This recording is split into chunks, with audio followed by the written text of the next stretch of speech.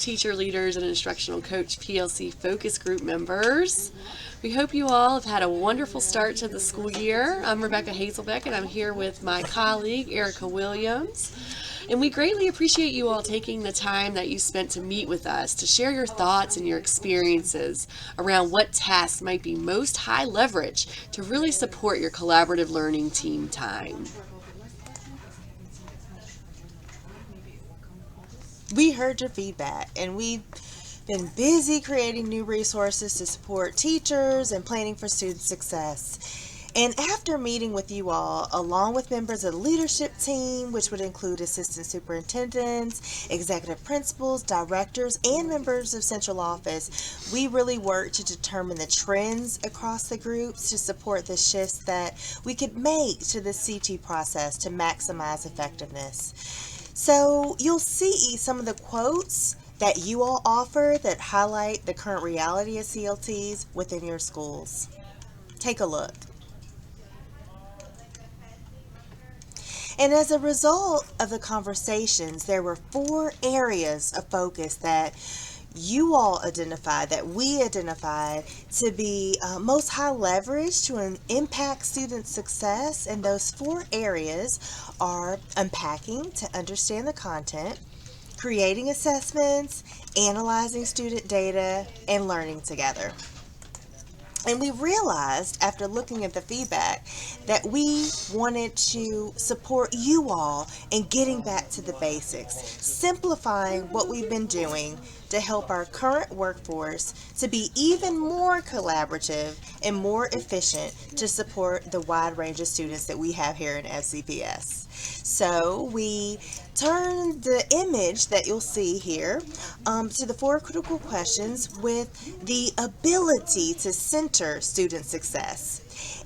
And yes, it is in the circle because we're constantly answering these questions as we move through instruction, and it's not intended to be in stages. This image aligns our work with the 3 big ideas of PLCs, and the focus here is on collaboration, results, and learning. So the PLC and FCPS site has now been updated and is organized into 2 main categories. 1, doing the work of collaborative learning teams, and learning about the work of professional learning communities. So in doing the work, we've included some resources for you that you can absolutely view on the site. We welcome you to view those on the site. They're around setting up your CLTs, digging deeper into the cycle, ways to maximize team effectiveness. There's some reflective tools there and a protocol library. And we'll talk more about that. There's also, in learning about the work of PLCs, information and resources to support the foundation of the PLCs. We've got some quick tips for you, some asynchronous learning that will allow all capacity to be built so that teams can be self-led.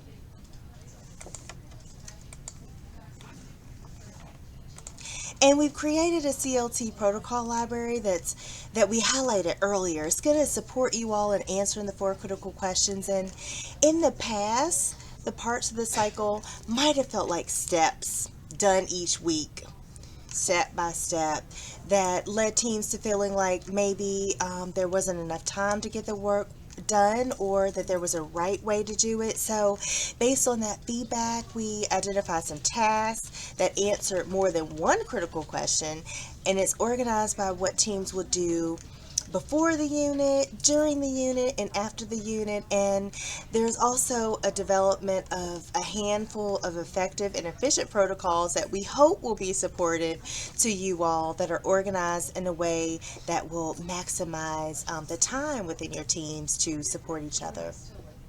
So you're going to see in the protocols, the first is the adding of the facilitator language. There's some structures there as well, and each of the protocols are aligned to one of the 4 focus areas. Sometimes there are a couple of focus areas that are highlighted that you'll see that are high leverage and of course focused on student success. So in the facilitator notes column, there's some ways that the facilitator might prep, and then ways that the facilitator can really support the team through shifting through those protocols. There's also opportunity to see what walkaway items that everyone will have as they leave the space to support instruction. And then lastly, we chose protocols that answer more than one question so that time can really be used effectively and efficiently. So thank you all again for all of your feedback and all of your support throughout this process. We really are hopeful that with your feedback, we were able to create a tool that will support you this year in helping your teams to be more self-directed and more self-led, while also supporting student success. So please stay tuned and in touch. And we are going to put on the screen now just some dates of our Compass course. And thanks again, everybody. Bye. We hope to see you at our Compass course on Yes. September 12th, 17th, or 25th. Yes. Bye, everybody. Have great days ahead. Waiting.